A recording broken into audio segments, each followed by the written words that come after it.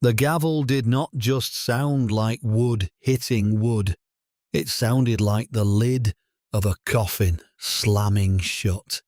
To everyone in that stifling courtroom, Darius Kane looked like just another statistic.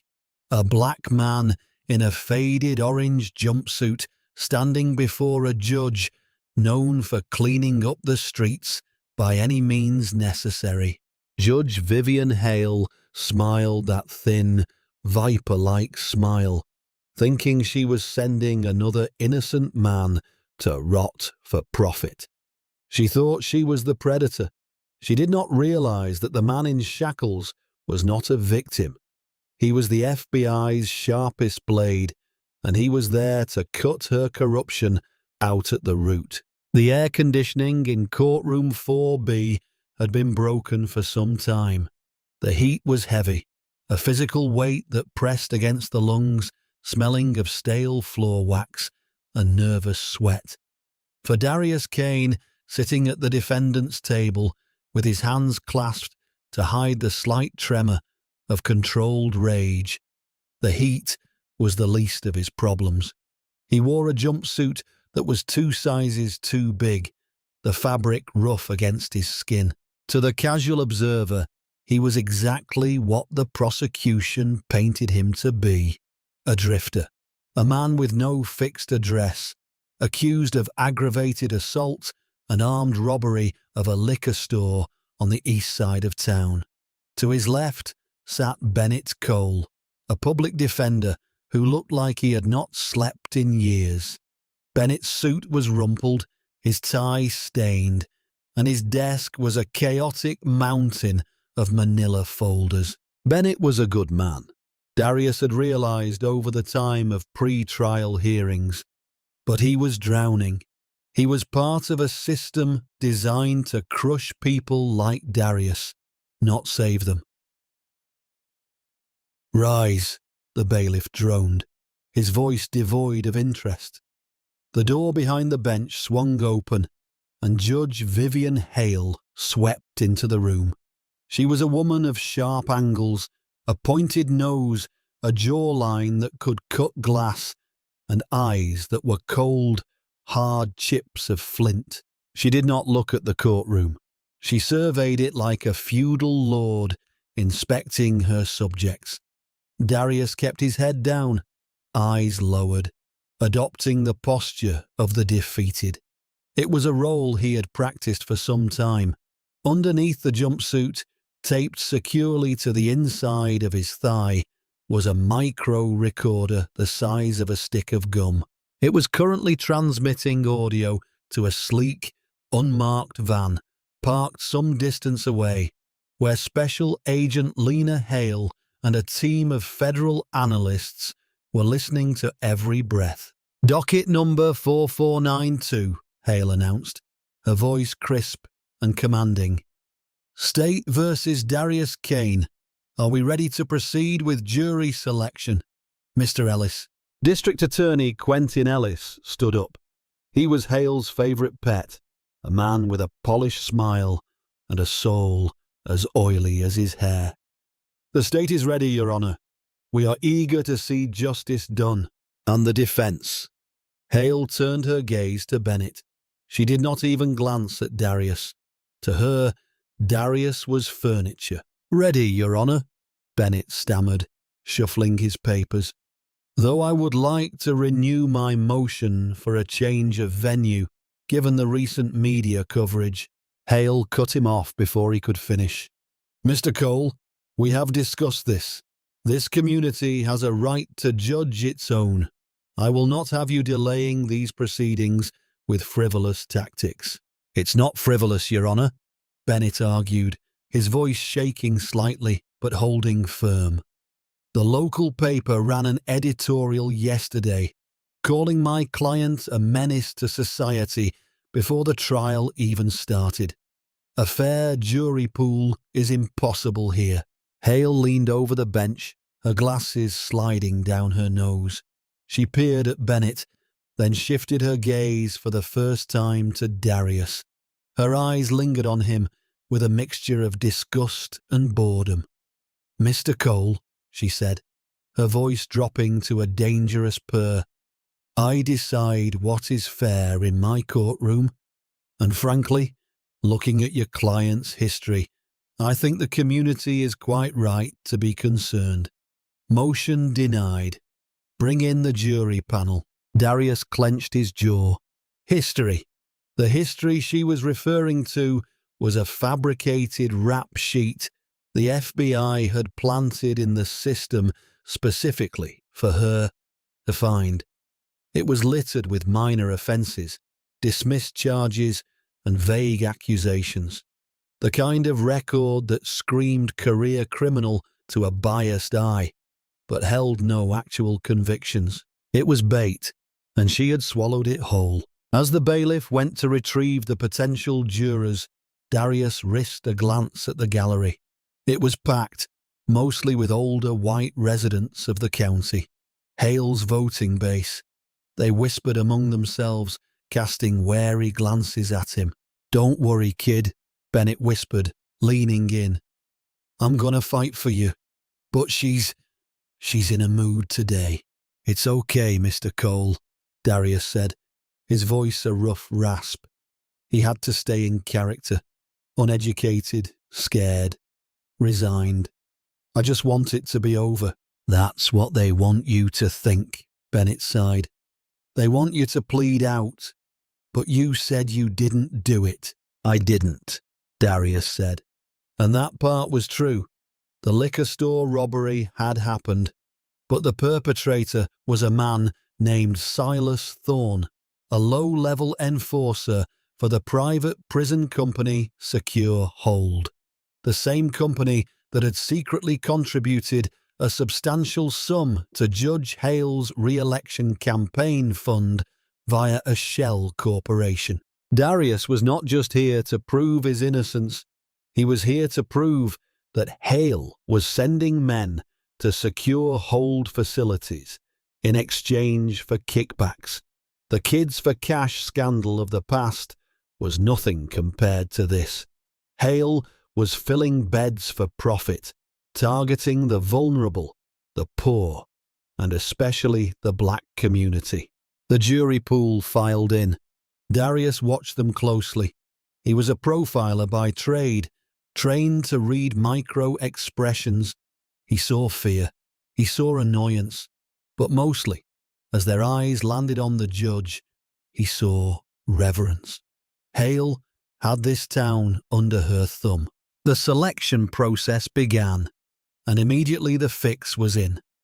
The voir dire, the process of questioning potential jurors, is supposed to be the bedrock of a fair trial. In courtroom 4B, it was a slaughter. Quentin Ellis moved with the confidence of a man who knew the referee was on his payroll. He asked soft, leading questions to the jurors who looked like they belonged to the local country club. Mrs. Gable, Ellis smiled at an elderly woman in the front row. Do you believe that our police force does a good job protecting us from dangerous elements? Oh, absolutely. Mrs. Gable nodded vigorously, clutching her purse. My nephew is a deputy. Bennett Cole stood up. Objection. Calling for a conclusion and bias. Overruled, Hale said, not even looking up from her notes. It's a general question, Mr. Cole. Sit down. Ellis smirked and continued. But when it was Bennett's turn, the atmosphere in the room shifted. The temperature seemed to rise. Bennett focused on a middle-aged man in a plaid shirt, a mechanic named Mr. Harlan. Darius had noted Harlan earlier. He had looked at Darius with curiosity rather than immediate condemnation. Mr. Harlan, Bennett asked, do you believe that a man is innocent until proven guilty, regardless of what he looks like? I do, Harlan said firmly. My brother got falsely accused once. I know how the system can get it wrong. Darius saw Hale's head snap up. Her eyes narrowed. This was a variable she did not like. A juror with empathy. A juror with doubt. Before Bennett could ask the next question, Hale interjected. Mr. Harlan, are you saying that your personal experience would prevent you from listening to the instructions of this court? Harlan blinked, confused. No, Your Honor, I'm just saying, you seem to harbour a significant bias against law enforcement based on your brother's alleged mistreatment. Hale twisted his words effortlessly. We need jurors who can be objective, not those with a vendetta against the police. I don't have a vendetta, Harlan protested, his face reddening. I think you do, Hale said, her voice icy. Excused for cause. You may step down, Mr. Harlan. A murmur went through the room. Bennett stood there stunned. Your Honor, that is highly irregular. He expressed no bias against the prosecution. He only stated, I have made my ruling, Mr. Cole. Hale slammed her hand on the bench, the sound echoing like a gunshot. Do not test my patience. I will not have a juror who enters this box with a preconceived notion that the system is broken. Irony, Darius thought, suppressing the urge to shake his head. She was removing the only people who believed the system worked the way it should, to protect the way she forced it to work. The pattern continued for a long time. Every time a person of colour, a younger person, or anyone who seemed remotely open-minded took the stand, Hale or Ellis found a reason to cut them. They used peremptory challenges aggressively, and when Bennett raised a Batson challenge, claiming they were excluding jurors based on race, Hale scoffed. Mr. Cole, simply because the defendant is black does not mean you are entitled to a jury that looks like him, Hale lectured, playing to the gallery. We want a jury of peers, law-abiding citizens. By the time the final 12 were seated, the jury box looked like a choir from another era. 11 white jurors and one older Hispanic man who looked terrified to be there. The trial began immediately. Hale did not believe in breaks. Opening statements, she barked. Ellis buttoned his jacket and walked to the jury box. He did not use notes. He was a storyteller spinning a yarn of fear. Ladies and gentlemen, Ellis began, his voice grave. We live in a beautiful town, a safe town. But there are those who come from outside, who look at what we have and want to take it. The defendant, Darius Kane, is one of those men. On the night in question, he walked into Miller's Liquor, produced a .38 caliber pistol, and pistol-whipped a 60-year-old clerk for $80. Ellis paused, walking over to point a finger directly at Darius. Darius flinched, playing the part. He didn't care about the law, Ellis hissed. He didn't care about the victim. He is a predator. And today, I am going to ask you to lock the cage. The jury ate it up. They stared at Darius with open hostility. Then it was Bennett's turn. He stood up, looking tired. Members of the jury, Darius Kane is a man, not a predator. A man who was sleeping in his car some distance away when this crime occurred. The prosecution has no DNA, no fingerprints, just a grainy video and a witness who was told who to pick out of a lineup. Objection, Ellis shouted. Counsel is arguing facts, not in evidence. Sustained, Hale said. Mr. Cole, stick to what the evidence will show, not your conspiracy theories regarding the police lineup. The evidence will show, Bennett corrected, gritting his teeth, that the identification procedure was flawed, that my client is innocent. Bennett sat down. He looked defeated already. Call your first witness, Hale ordered. The prosecution called Detective Harlan. He was a large man, necklace and red-faced. He recounted the arrest. He described finding Darius in his car. "And did you find a weapon?" Ellis asked. "We found a .38 caliber pistol under the passenger seat," Detective Harlan said. Darius's heart rate remained steady, though his mind was racing. He knew there was no gun in his car. He had swept that vehicle himself before he went undercover. The gun had been planted. Perfect. "Objection!" Bennett shot up. "We have never seen this gun. It wasn't in the discovery file." The courtroom went silent. This was a major violation. Evidence had to be shared with the defense. Hale waved her hand dismissively. "Oh, sit down, Mr. Cole. It was a clerical error. I'm sure the DA's office meant to send it over." "I'll allow it." "You'll allow it." Bennett's voice cracked. "Your Honor, this is trial by ambush. I haven't had a chance to examine the weapon, run ballistics, check for prints." "You can look at it during the lunch recess," Hale said, checking her watch. "We are not delaying this trial because you aren't prepared." "I am prepared," Bennett shouted, finally losing his cool. "I am prepared for a fair trial, not an ambush." "Bailiff," Hale roared, "remove the jury." As the confused jurors were ushered out, Hale leaned over the bench, her face a mask of fury. "Mr. Cole," she hissed, "I have held you in contempt before, and I will do it again. You are treading on thin ice. You are questioning the integrity of this court." "I am questioning the integrity of this evidence," Bennett shot back. Darius watched silently. He felt a pang of guilt for Bennett. The man was fighting a dragon with a toothpick. But this needed to happen. The FBI needed to admit the gun into evidence, despite the violation. They needed her to officially sanction the planted evidence on the court record. "The objection is overruled," Hale stated with finality. "The gun is admitted as Exhibit A.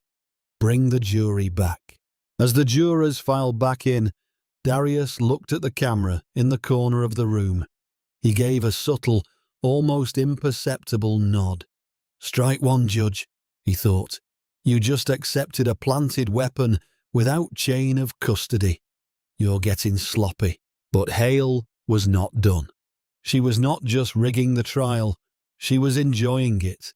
She began to interject during Bennett's cross-examination of the detective, answering questions for the witness, rolling her eyes when Bennett spoke, and sighing loudly.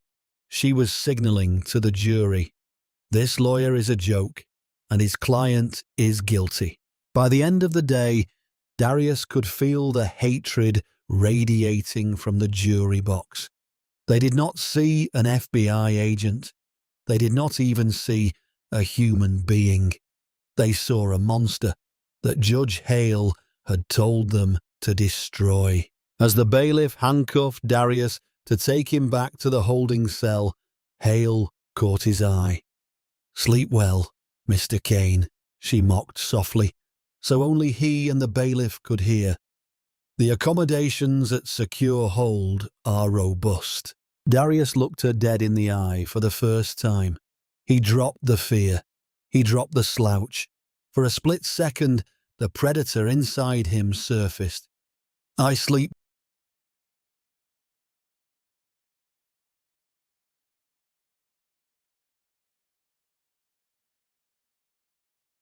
just fine, Judge," Darius said, his voice dropping an octave, losing the street slang. "Do you?"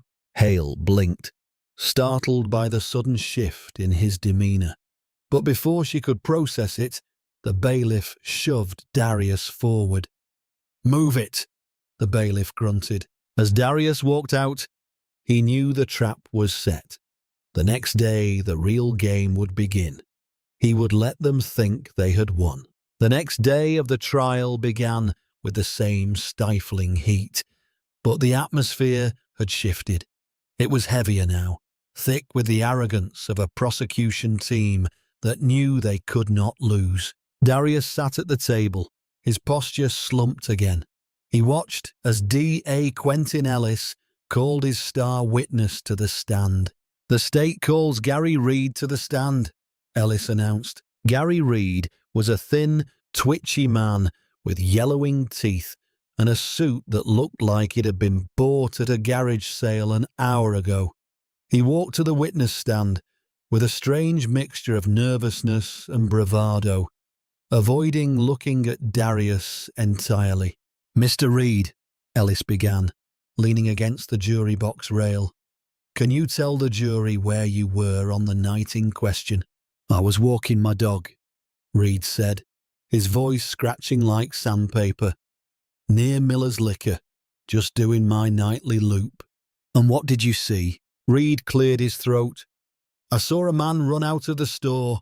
He was holding a gun. He looked wild. Crazy eyes. And do you see that man in the courtroom today?" Reed finally looked at Darius. He pointed a shaking finger. "Yeah, him. The guy in the orange." "Let the record reflect the witness has identified the defendant, Darius Kane," Ellis said smugly. "No further questions." Bennett Cole stood up for cross-examination. He looked like he had aged years overnight. He adjusted his glasses and approached the witness. "Mr. Reed," Bennett asked, holding a piece of paper, "you say you were walking your dog. What kind of dog do you have?" Reed blinked. A pit bull mix." "A pit bull mix," Bennett repeated. "Interesting, because I have a copy of your landlord's lease agreement here, subpoenaed this morning. It says strictly no pets allowed at your residence." "Objection!" Ellis shouted. "Relevance. It goes to credibility, Your Honor," Bennett argued. "If he doesn't have a dog, why was he walking one?" Judge Hales sighed, looking at the ceiling fan that was not spinning. "I'll allow it, but make it quick, Mr. Cole." "Well, Mr. Reed," Bennett pressed, "do you have a dog?" I was walking my girlfriend's dog." Reed pivoted quickly. "And what is your girlfriend's name?" Bennett asked. Reed froze. His eyes darted to Ellis, then to the judge. Sarah Jones." "Sarah Jones." Bennett wrote it down. "Okay, Mr. Reed, isn't it true that you have 3 pending charges for possession of narcotics in this very courthouse?" The courtroom gasped. Reed looked like he wanted to bolt. "Objection!" Ellis roared. "Improper character evidence." "It's not character evidence. It's motive," Bennett shouted back, finding his spine. If Mr. Reed was offered a deal on his own charges in exchange for testimony against my client, the jury has a right to know. Hale slammed her gavel. "Sustained. Mr. Cole, approach the bench immediately." Bennett walked to the sidebar, his face red. Darius could hear them whispering, his hearing sharpened by years of fieldwork. Plus, the audio feed from the bug under the table was being relayed to his earpiece, a tiny flesh-coloured device deep in his ear canal. "You will not drag this man's past into my courtroom," Hale hissed at Bennett. "He's lying, Judge. He's a junkie making up a story to save his own skin," Bennett whispered furiously. "You can't let this stand." "I can, and I will," Hale threatened. "You ask him one more question about buoying his criminal record, and I will hold you in contempt and throw you in a cell right next to your client. Do you understand me?" Bennett stared at her, horrified. "This isn't a trial. It's a lynching." "Step back, counsel," Hale ordered loudly. Bennett stepped back to the podium. He looked defeated. He looked at the jury, pleading with his eyes for them to see what was happening. But the jury looked bored. They trusted the judge. If the judge said the question was bad, then the lawyer must be bad. "No further questions," Bennett whispered. Darius watched Reed step down.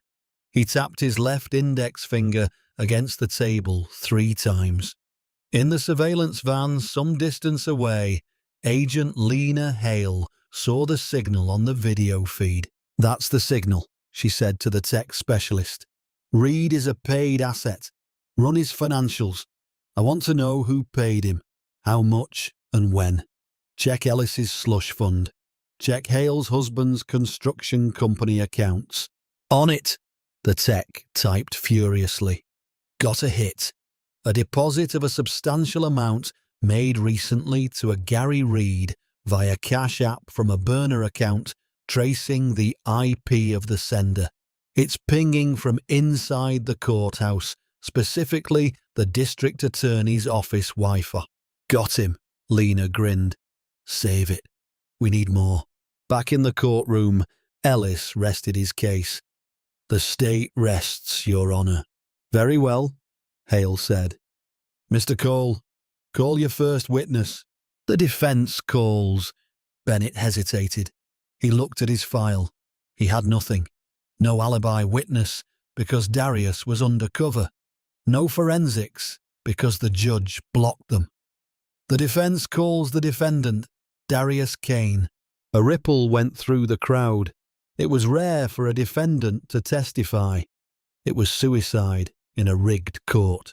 Darius stood up. He walked to the stand. He was not going to testify about the robbery. He was going to testify about them. Mr. Kane, Bennett asked, did you rob Miller's Liquor? No, Darius said calmly. Where were you? I was sleeping in my car, Darius said. I'm new in town. I was looking for work. Mr. Kane, Ellis stood up for cross-examination, looking like a shark smelling blood. You say you were looking for work, but you have no resume, no references. You have a record, don't you? I have a history, Darius corrected. Not a conviction record. You have a history of being in the wrong place at the wrong time, Ellis sneered. Tell me, Mr. Kane, do you hate authority? I hate corruption, Darius said, his voice level. Hale's head snapped toward him. Excuse me, Ellis laughed. Are you accusing this court of corruption?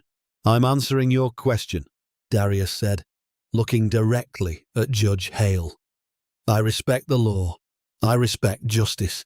But when the law is used as a weapon to fill prison beds for a paycheck, that isn't authority. That's organized crime. The courtroom went deadly silent. Strike that from the record, Hale shrieked, her face turning a violent shade of purple. The jury will disregard that statement.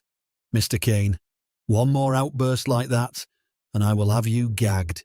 You asked if I hate authority, Darius said, maintaining intense eye contact with her. I'm telling you what I hate. Get him off the stand, Hale screamed at Bennett. Your client is done. Bennett looked terrified, but Darius just stood up calmly and walked back to his seat. He had planted the seed. He saw the mechanic juror, the one Hale had kicked out earlier, sitting in the back of the public gallery. He had not left, and next to him, a reporter for a major newspaper was scribbling furiously. Darius had tipped off the reporter anonymously some time ago. The headline was going to be explosive. The closing arguments were a study in contrasts. Ellis shouted and pointed. He called Darius a thug, a menace, and a cancer on their decent society. He played on every racial stereotype in the book, using dog whistle language that Hale allowed without a second thought. Bennett Cole spoke softly. He spoke about reasonable doubt. He spoke about the lack of physical evidence. You cannot send a man to prison because you are scared, Bennett told the jury. You can only send him if you are sure. And how can you be sure when the witness lied about his dog? When the gun wasn't in the police report? But as Bennett spoke, Judge Hale rolled her eyes. She checked her watch. She drank water loudly. She was dismantling his defense not with words, but with body language. Finally, Hale gave the jury instructions. Usually these are standard legal definitions, but Hale added her own clarifications. You must determine if the defendant is credible, she told the jury, and you may consider his outburst on the stand as evidence of his disrespect for the law. You may also consider that the police officers are sworn public servants, while the defendant is a transient. It was practically a directed verdict. She was telling them, convict him, or you are against the police. The jury retired to deliberate. Bennett sat at the table, head in his hands. I'm sorry, Darius. I'm so sorry. I'm going to file an appeal immediately. We'll get this overturned. It's okay, Bennett, Darius said, his voice surprisingly gentle. You did a good job. You stood up. I failed you, Bennett whispered. You didn't fail, Darius said. You just didn't know the game was rigged. Everyone knows Hale is tough, Bennett said. But this was different. She was reckless today, like she didn't care who saw. She thinks she's untouchable, Darius said. That makes people sloppy. A short time later, the jury buzzed. They had a verdict. The courtroom filled up again. The air was electric. Hale looked triumphant. Ellis was already shaking hands with the cops in the front row. Will the defendant please rise? Hale commanded. Darius stood up. He felt the weight of the moment. This was the tipping point. Mr. Foreman, Hale beamed at the older man in the front row of the jury box. Have you reached a verdict? We have, Your Honor. And how do you find the defendant? The foreman unfolded the paper. He did not look at Darius. We find the defendant, Darius Kane, guilty of armed robbery, guilty of aggravated assault, guilty of resisting arrest. Hale smiled, a genuine predatory smile. Thank you for your service, jury. You have done this community a great service. She turned to Darius. Mr. Kane, given the severity of these crimes and your obvious lack of remorse, I see no reason to delay sentencing. I am sentencing you to 25 years in the state penitentiary to be served at the Secure Hold Maximum Security Facility. Bailiff, take him away. As the bailiff grabbed Darius's arm, Darius did not move. He stood planted like an oak tree. Mr. Kane, the bailiff grunted. Move. Not yet, Darius said loudly, his voice carrying to the back of the room. What did you say? Hale snapped. Get him out of here. I said not yet, Darius repeated. He reached up to his ear and pulled out the tiny flesh-coloured earpiece. He dropped it on the defence table. It made a small clack sound. Then he reached into his jumpsuit pocket and pulled out a gold badge. He slammed it down next to the earpiece. Special Agent Darius Kane, FBI, he announced, his voice booming with authority. Federal Corruption Task Force. The silence that followed was absolute. It was as if the oxygen had been sucked out of the room. Hale froze. Her gavel hovered in mid-air. Her mouth opened, but no sound came out. Ellis dropped his pen. It clattered loudly on the floor. Lock the doors, Darius shouted, turning to the back of the room. Suddenly, the reporter from the major newspaper stood up and threw off his jacket, revealing an FBI windbreaker and a sidearm. The mechanic from the jury pool pulled a badge. The doors to the courtroom burst open. A dozen tactical agents in full FBI gear flooded the room. FBI, nobody move. Hands where we can see them. Agent Lena Hale marched down the center aisle, flanked by two agents carrying federal warrants. She walked straight up to the prosecutor's table. Quentin Ellis, she said, her voice cutting through the chaos. You are under arrest for conspiracy to commit fraud, evidence tampering, and racketeering. Ellis looked at Hale, panic in his eyes. Patricia, do something. But Hale was staring at Darius, the drifter, The thug. He was standing tall now, his shoulders back, the slouch gone. He looked at her with a cold, terrifying intelligence. Darius unzipped the top of his orange jumpsuit, revealing a Kevlar vest underneath. He walked out from behind the defense table, not as a prisoner, but as the man in charge. He stopped in front of the judge's bench. He looked up at her. She looked small now, shrinking behind the wood. "Patricia Hale," Darius said, his voice calm and deadly. "I have recorded every word you said in this trial. I have the bank records of your husband's shell company receiving funds from secure hold prisons. I have the text messages between you and Ellis, coordinating the jury selection." He pulled a folded piece of paper from his pocket. The warrant. "Step down from the bench," Darius ordered. You can't do this," Hale stammered, her face pale as a sheet. "I am a judge. I have immunity." "Judicial immunity doesn't cover RICO charges and federal conspiracy," Darius said. "You sold justice. Now you're going to pay for it."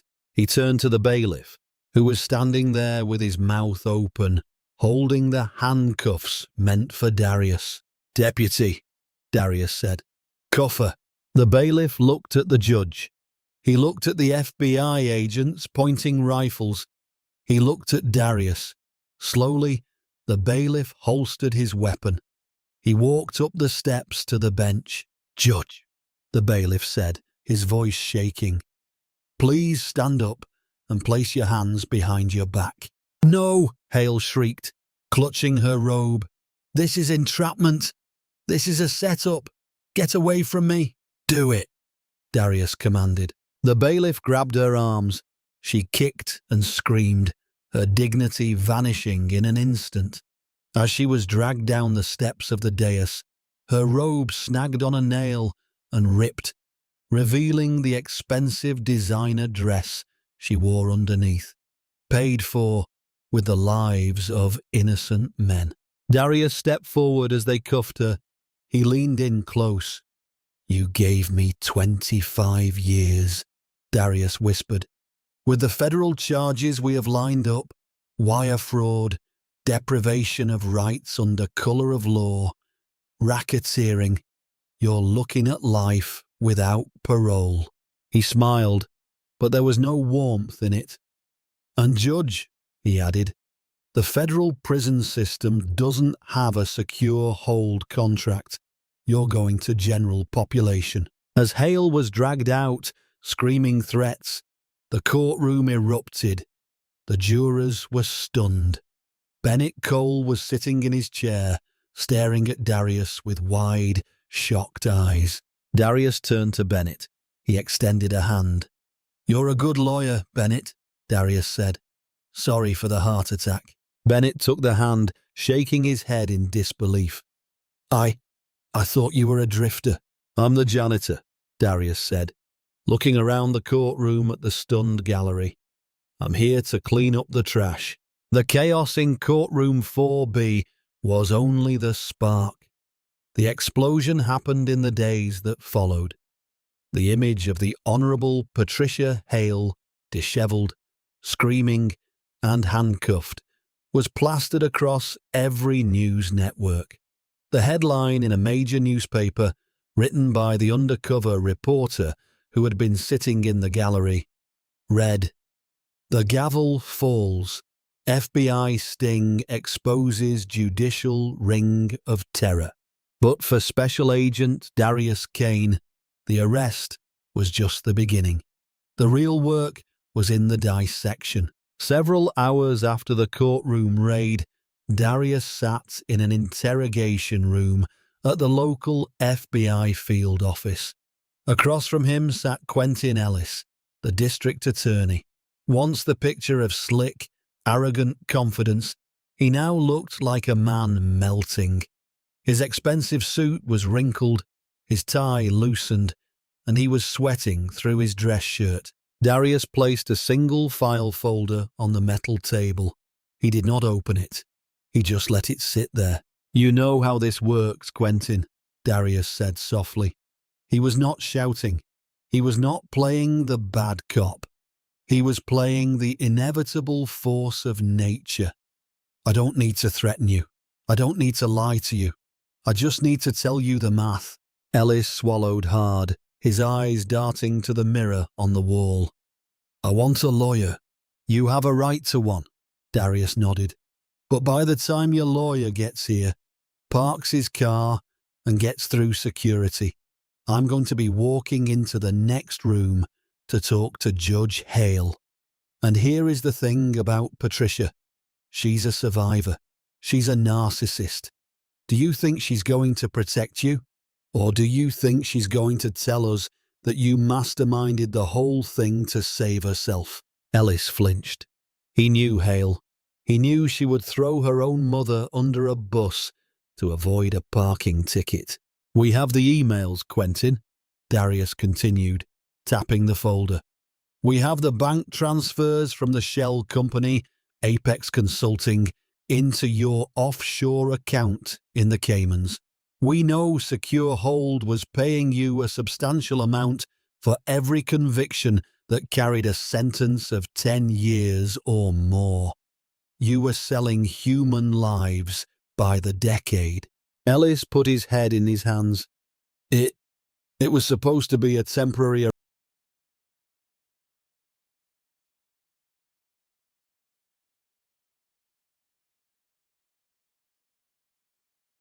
arrangement just to cover some campaign debts.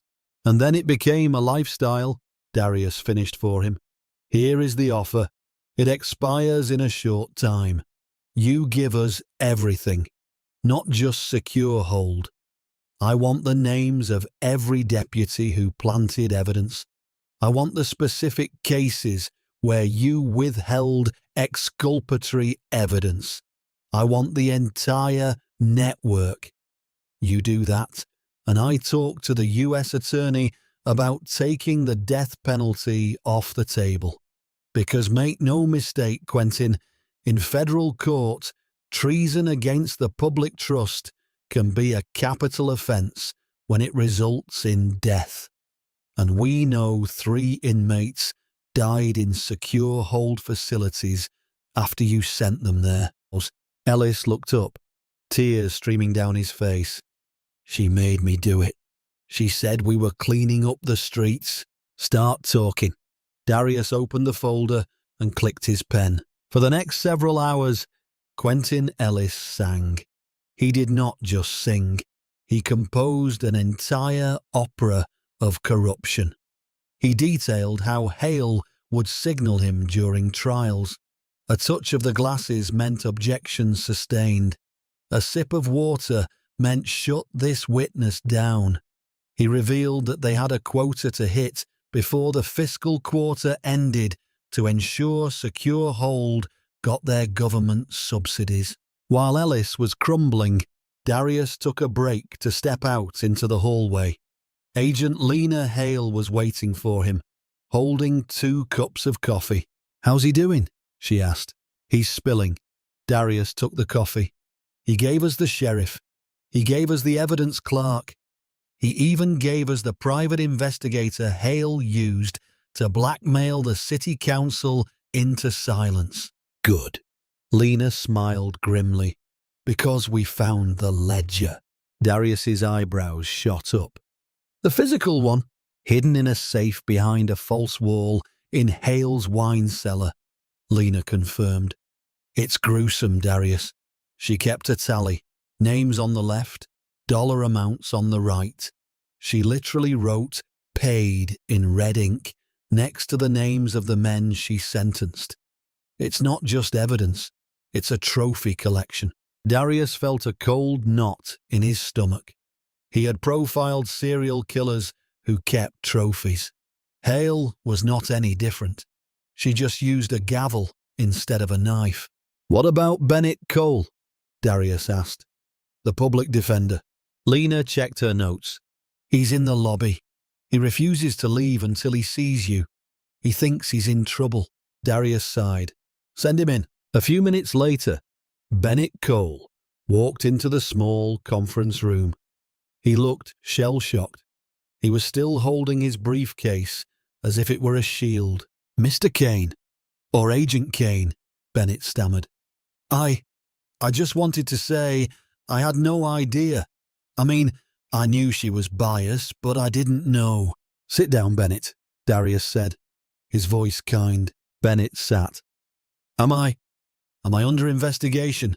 I lost so many cases in front of her. Did I miss the signs?" "You didn't miss anything," Darius said firmly. "You were fighting a rigged game in the dark. We've been monitoring the court transcripts for some time, Bennett. Do you know why I chose you?" Bennett blinked. "Because I was the only PD available." "No." Darius shook his head. "Because in the time of surveillance, you were the only lawyer who never stopped fighting. Even when Hale screamed at you, even when Ellis mocked you, you were the only one who actually cared about the client more than your career. You're not under investigation, Bennett. You're a witness. And honestly, you're a hero." Bennett Cole, a man beaten down by years of a broken system, teared up. He wiped his eyes with the back of his hand. "What happens to the others?" Bennett asked. "The ones she sent away." "That's the next phase," Darius said, standing up. "Project Clean Sweep. The Department of Justice is setting up a special task force to review every single verdict handed down in recent years. We're going to need a local liaison to help coordinate with the families, someone they trust." Darius extended his hand. "Interested in a job, Mr. District Attorney?" Bennett stared at him. "Me? Ellis is gone."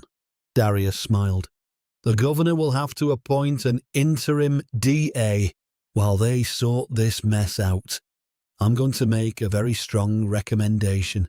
As Bennett sat there, stunned by the turn of events, Darius buttoned his jacket. The investigation was wrapping up, but the punishment was just beginning. Patricia Hale was about to learn that in the federal system, there are no friends, only consequences. The fall from grace is not a straight line. It is a series of brutal, jagged impacts. For Patricia Hale, the first impact was the denial of bail. The federal magistrate, a stern man named Judge Eleanor Briggs from a neighbouring district, looked at the evidence, the ledger, the wiretaps, Ellis's confession, and declared her a profound flight risk. "You have hidden assets, Mrs. Hale," Judge Briggs said, looking down at her over her spectacles, "and you have demonstrated a sociopathic disregard for the law. You will remain in custody until trial." She was transferred to a federal detention center. It was not the maximum security hellhole of Secure Hold, but for a woman who bought her moisturizer from Switzerland and her silk sheets from Italy, it was the apocalypse. The processing center smelled of industrial bleach and unwashed bodies. Hale stood in a line of women clutching a plastic bin. She was wearing her designer dress, now stained and wrinkled. "Next," a guard barked. Hale stepped forward. "Excuse me, officer. There must be a mistake. I am a judge. I need to speak to the warden immediately. I cannot be placed in the general population. I have enemies." The guard, a large woman named Officer Ruiz, did not even look up from her clipboard. "Name?" "Judge Patricia Hale." "Name?" Ruiz repeated, looking up with bored eyes. "First and last. No titles. You ain't a judge here, honey. You're an inmate number." "Patricia Hale," she whispered, her face burning. "Strip," Ruiz ordered. "I beg your pardon." "Squat and cough. You know the drill." "You sent enough people here," Ruiz said, popping her gum. "Unless you want me to call the extraction team to do it for you." The humiliation was physical. Stripped of her clothes, her jewelry, and her dignity, She was handed a rough, ill-fitting orange jumpsuit. It was identical to the one Darius Kane had worn. The fabric scratched her skin. She was marched through the cell block. As she walked, the catcalls and jeers started. The inmates had TVs. They had seen the news. They knew exactly who she was. "Hey, Judge," a voice screamed from a top tier. "Where's your gavel now? Look at her walking like she still owns the place." Hale kept her head down, her heart hammering against her ribs like a trapped bird. "This is temporary," she told herself.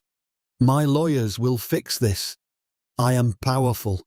I am important." She was shoved into cell 314. The door clanged shut with a sound of finality that echoed in her bones.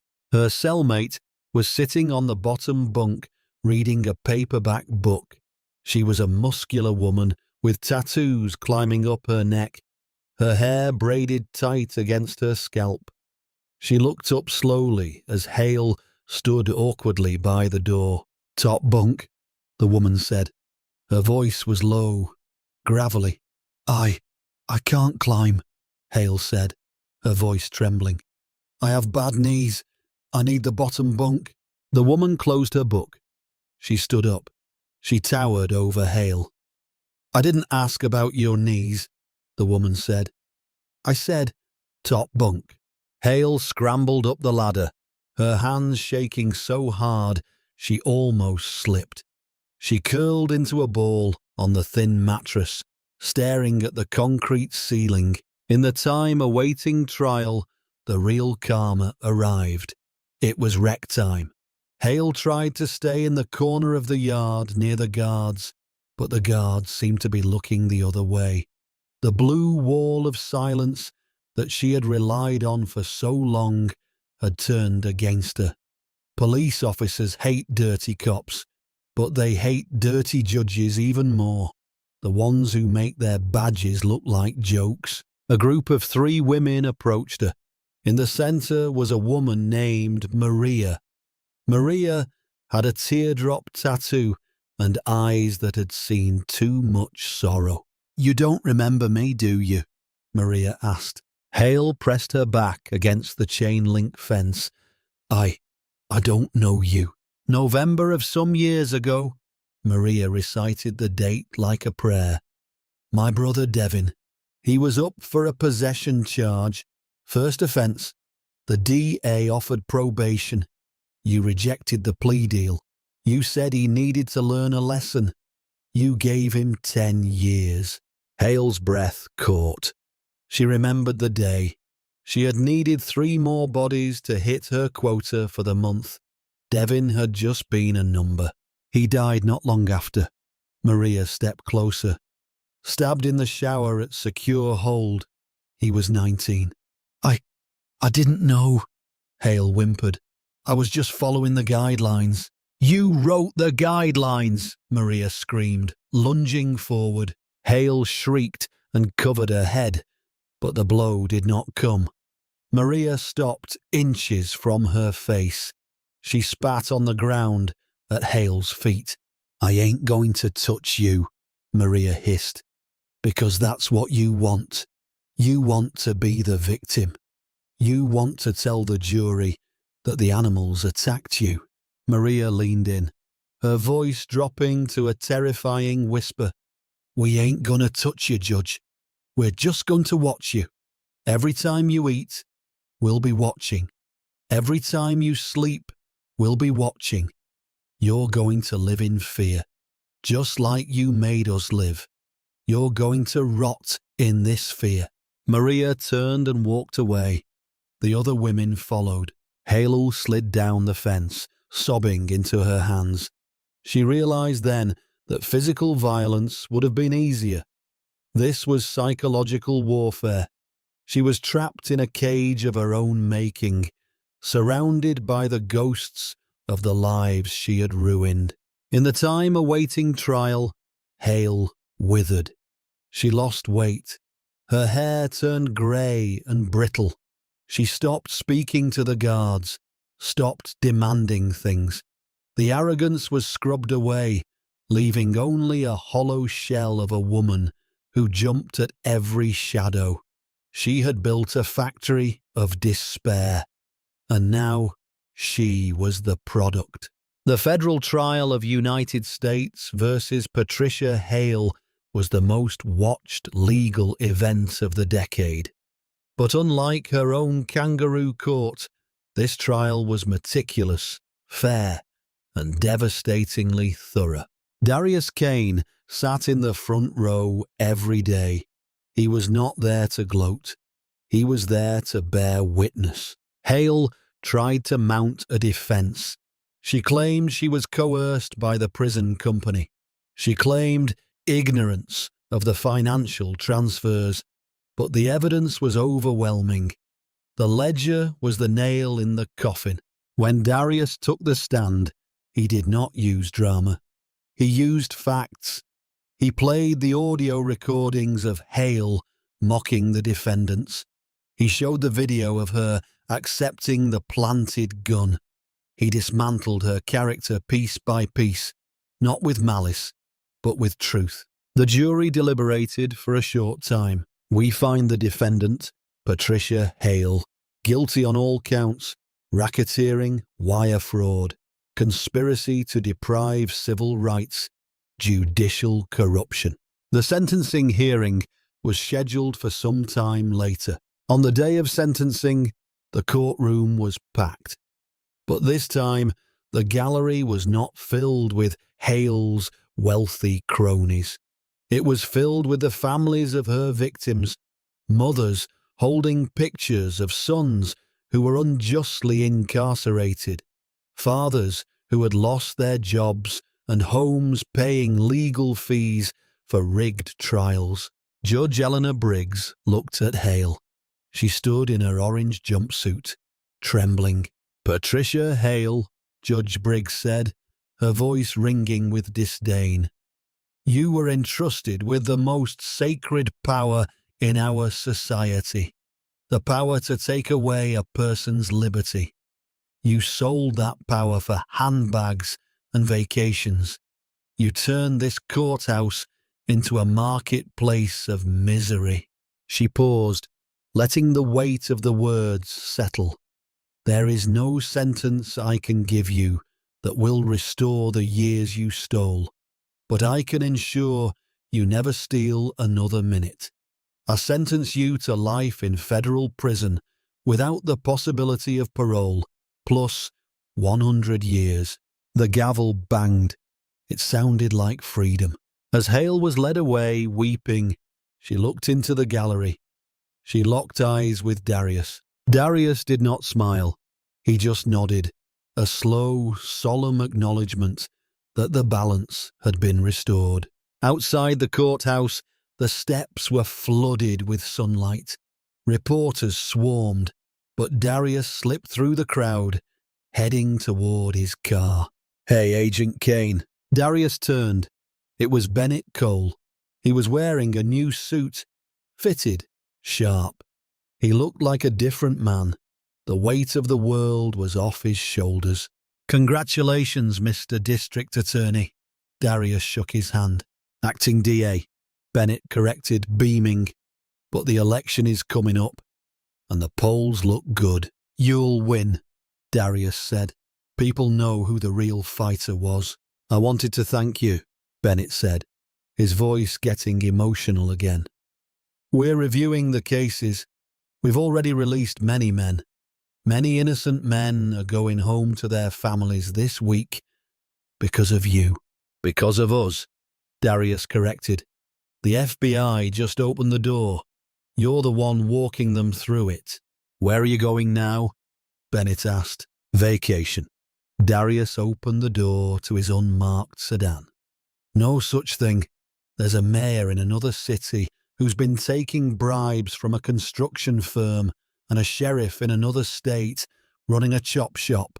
The work doesn't end." "Well," Bennett stepped back. "Give them hell, Darius. Always." Darius smirked. He got into the car. As he drove away, he looked in the rearview mirror. He saw the courthouse receding in the distance. It no longer looked like a fortress of corruption. It looked like a building, just a building. The monsters had been cleared out. The shadows were gone. Darius turned on the radio, tapped the steering wheel, and drove toward the horizon. The game of chess was over. The queen had fallen, and the board was finally clear. The story of Judge Hale is a terrifying reminder that sometimes the greatest criminals do not wear masks. They wear robes. She thought her power made her untouchable, but she forgot the most important rule of the chessboard. Even the queen can be taken by a pawn who refuses to back down. Darius Kane proved that justice is not about the uniform you wear, but the truth you defend. Hale is now rotting in the very cell she profited from, a poetic justice that no amount of money can buy. If this story of karmic justice had you on the edge of your seat, please smash that like button. It helps the channel immensely. Share this video with a friend who loves a good takedown. And don't forget to subscribe and hit the bell icon so you never miss our next dramatic story. Justice is served, and we'll see you in the next one.